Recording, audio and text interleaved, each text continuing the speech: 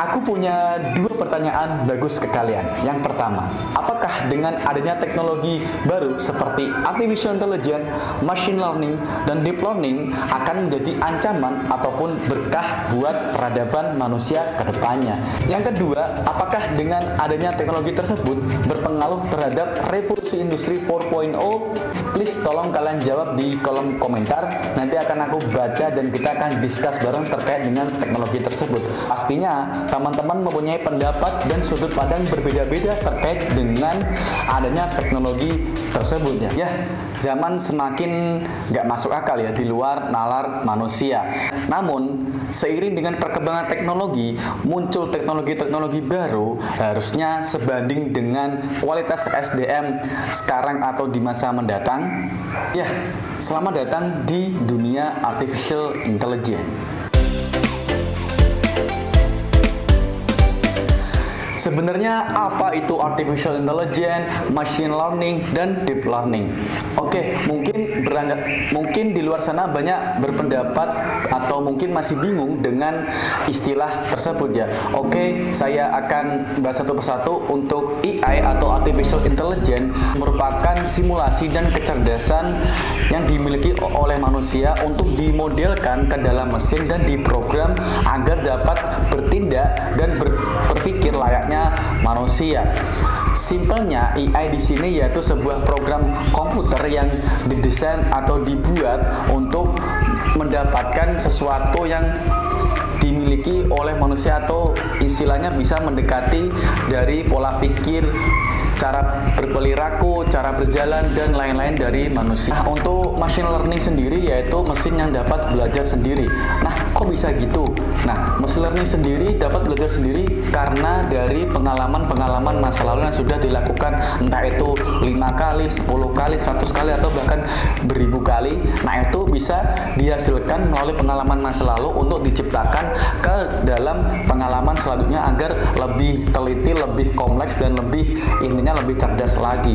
Nah, untuk deep learning sendiri yaitu merupakan salah satu bagian dari berbagai macam metode dari machine learning, di mana deep learning sendiri merupakan artificial neural networks ya, dimana itu lebih kompleks lagi pembelajaran dari mesinnya karena di deep learning sendiri melibatkan beberapa jaringan, baik itu jaringan dari software ke sistem maupun ke berbasis IoT atau Internet of Things. Oke, apakah kalian masih bingung?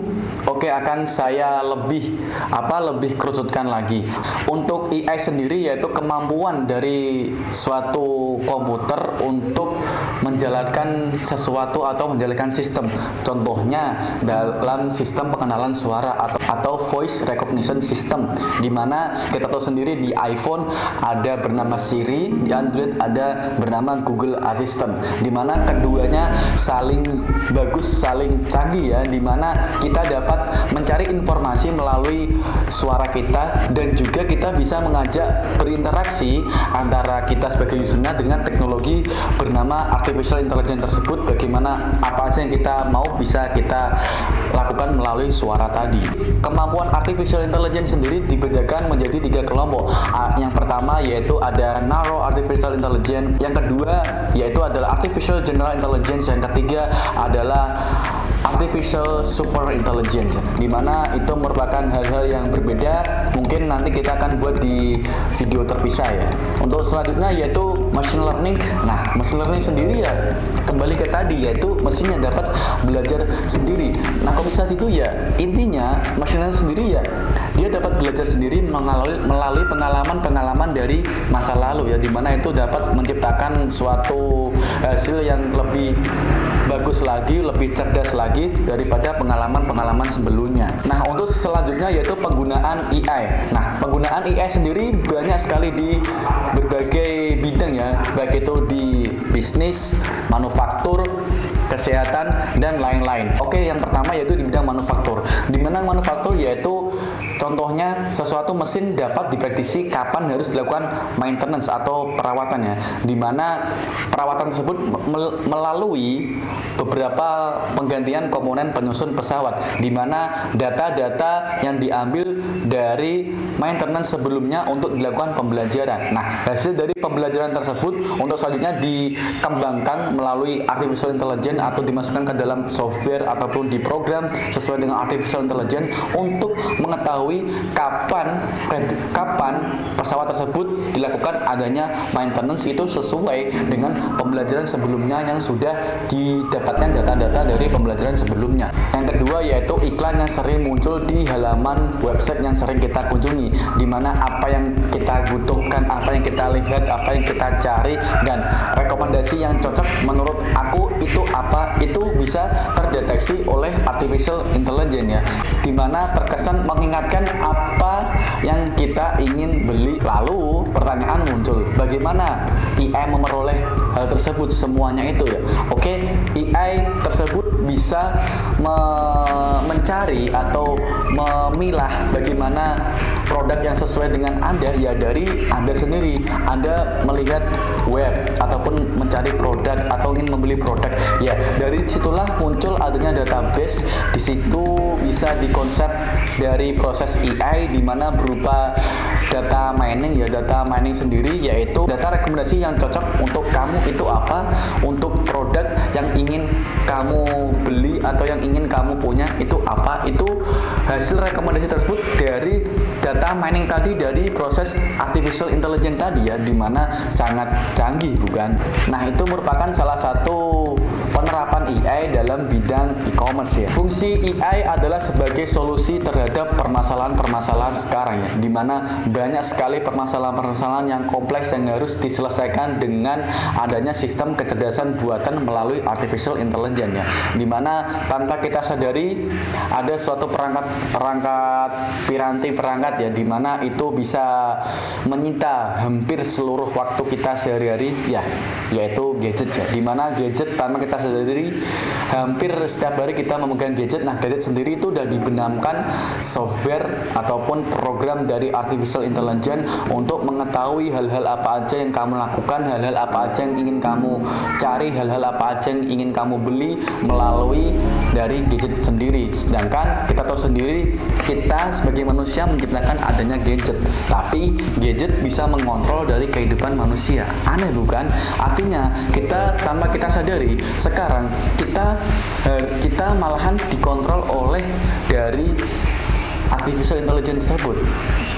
Gimana kok bisa terjadi ya gitu ya? Itu kembali lagi ke penggunaan kita sebagai kita itu lebih positif gak menggunakan adanya teknologi tersebut, di mana benar AI sendiri itu mempunyai peranan penting dalam perkembangan teknologi, tapi dampaknya emang sangat besar banget terhadap kehidupan manusia, baik itu sisi negatif maupun sisi positifnya. So sebenarnya apa sih isi dari AI itu sendiri? Oke, isi dari AI sendiri itu ada 3, yaitu ada sistem atau mesin, di mana saya ibaratkan yang sistem ini berupa dari yang contoh populer aja yaitu berupa robot, di mana robot mampu menggantikan peran dari manusia, di mana dia dapat berjalan, bertindak atau berpikir layaknya manusia, dan itu dapat diperintah sesuai dengan program yang kita jalankan.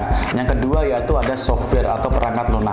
Nggak mungkin suatu sistem itu dapat berjalan sendiri tanpa adanya dukungan dari software ataupun program-program yang kita telah buat. Nah, di sini software di sini sangat penting sekali memasukkan data-data yang akan kita gunakan untuk menjalankan dari suatu sistem tersebut. Yang ketiga yaitu ada IoT atau Internet of Things ya, di mana setelah mesin itu terjadi ada software sudah dilakukan. Yang ketiga yaitu IoT, di mana adanya dukungan dari internet tersebut mampu merefleksikan atau menciptakan sebuah sistem yang sangat sistematis, di mana itu dapat diprogram, dapat dijalankan, dapat bertindak, dapat berpikir layaknya manusia ya. Oke, dari semua penjelasan di atas, apakah artificial intelligence menjadi ancaman atau berkah buat peradaban manusia ke depannya?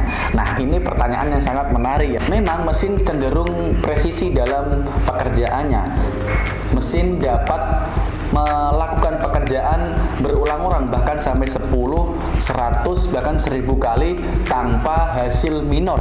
Kualitas produk pun bisa dijamin melalui adanya artificial intelligence. Penggunaan mesin juga tidak hanya dari bidang industri, banyak dari semua lini sekarang menggunakan dari artificial intelligence, terutama yang bergerak di bidang teknologi, baik itu dari yang dulunya mesin sederhana sampai sekarang yaitu mesin yang lebih kompleks lagi atau mesin yang canggih atau mesin yang sangat cerdas. Teknologi yang semakin cerdas ini membuat peran dari manusia sangat tergantikan atau sangat tersisihkan, di mana AI sendiri itu mampu merebut atau menggantikan 80-100% pekerjaan yang dulunya dipegang oleh manusia, baik itu cara berpikir, cara bertindak, cara melakukan sesuatu bisa melalui dari artificial intelligence tersebut. Dari hal-hal tersebut, para peneliti atau pakar atau expert di luar sana berpendapat, nah ini mau dikembangkan lagi, mau lebih rinci lagi, atau mungkin lebih spesialnya lagi, lebih apa ya, lebih wow, lebih benar-benar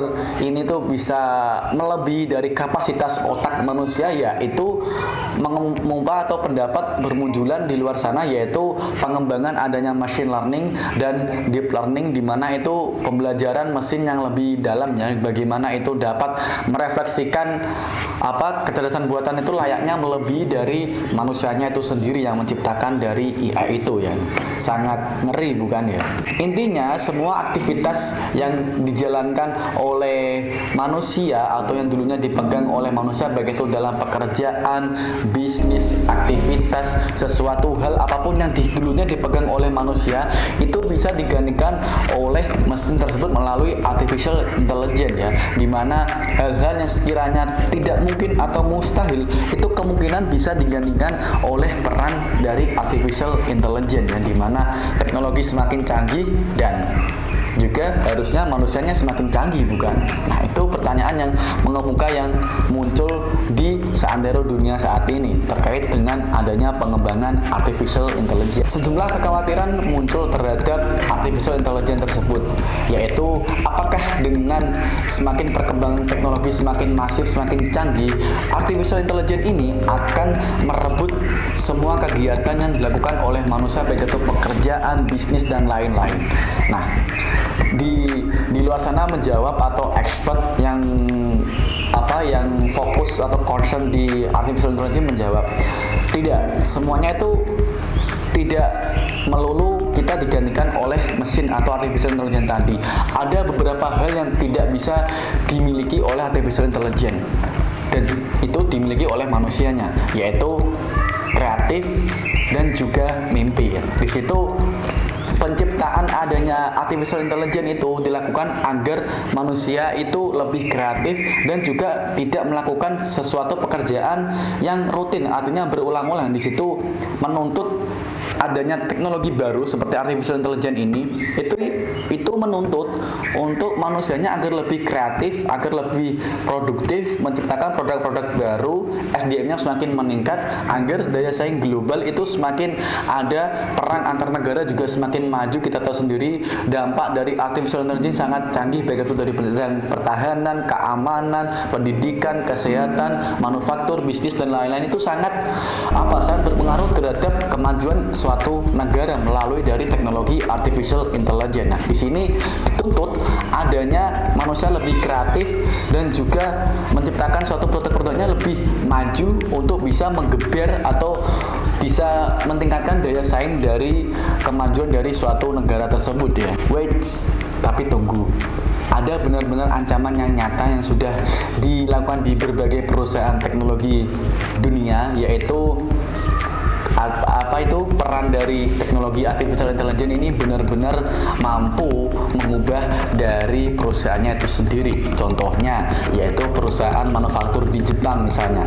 Nah, itu bagaimana robot menggantikan peran dari seluruh manusia atau bahkan pekerja karyawan dari perusahaan tersebut digantikan oleh robot ya, baik itu mulai perakitan mobil, pembuatan rangka mobil, dan lain sebagainya itu digantikan oleh robot.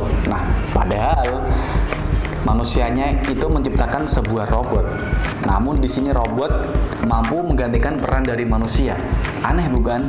Nah, di situ kita berpendapat bahwa semakin adanya teknologi-teknologi baru bisa menggerus adanya peran dari manusianya tersebut sendiri. Lebih-lebih kita sebagai manusianya akan merasa tersisihkan, dan kita tahu sendiri angka pengangguran juga akan semakin meningkat dengan adanya teknologi-teknologi baru yang membuat peran dari manusianya semakin tergantikan ya di situ. Nah, di situ mungkin hal tersebut sejalan bukan dengan adanya revolusi industri, di mana revolusi industri 4.0 itu sejalan dengan berbasis sistem IoT, di mana di situ ada software, ada sistemnya. Nah, itu ya artificial intelligence tadi itu sesuai dengan revolusi industri 4.0, di mana semua kegiatan atau bahkan seluruh kegiatan itu tergantikan atau bisa dilakukan oleh adanya mesin yang dilakukan oleh manusia di situ.